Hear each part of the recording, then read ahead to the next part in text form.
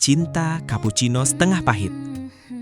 Di sebuah kafe kecil di pojokan kota, tempat orang-orang nongkrong sambil pura-pura produktif, aku kerja jadi barista. Kerjaanku simpel, bikin kopi, senyum ke pelanggan, terus pura-pura nggak sakit hati pas ada yang mesen kopi pakai nama Ferdi, tapi begitu dipanggil malah jawab, "Bukan, namaku Ferdi, pakai Y.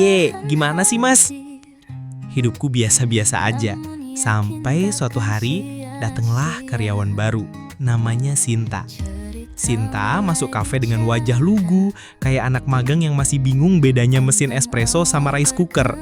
Dari awal, aku udah tahu bakal ribet. Cewek baru biasanya bikin cowok-cowok karyawan lama jadi overacting.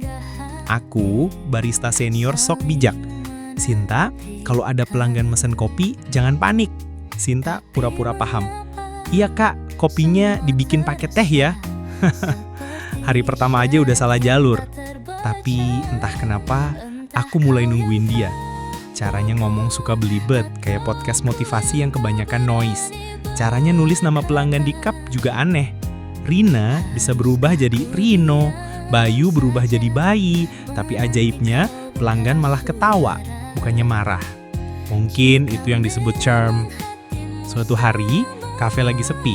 Aku dan Sinta duduk di meja pojok. Aku sok-sokan ngajarin dia cara bikin latte art berbentuk hati. Aku, gini caranya, tuang pelan-pelan, tangannya stabil, harus pakai hati. Sinta, kalau tangannya tremor gimana? Ya, hasilnya bukan hati, tapi grafik saham. Kami ketawa. Entah kenapa aku ngerasa nyaman. Sejak saat itu, setiap bikin kopi bareng, aku selalu ngerasa ada sesuatu. Bukan cuma aroma kopi, tapi aroma cinta lokasi.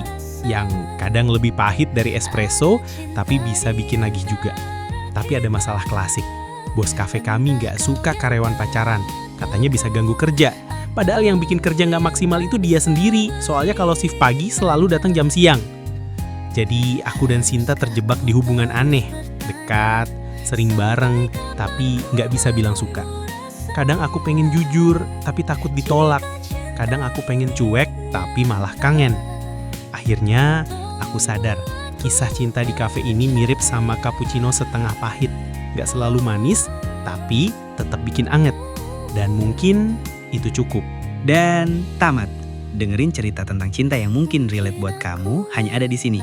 Terima kasih dan sampai jumpa di cerita selanjutnya. Bye-bye. Bisa pergi. Selalu berharap kau pun rasakan yang ku simpan ini. Vini, entah kau yang tak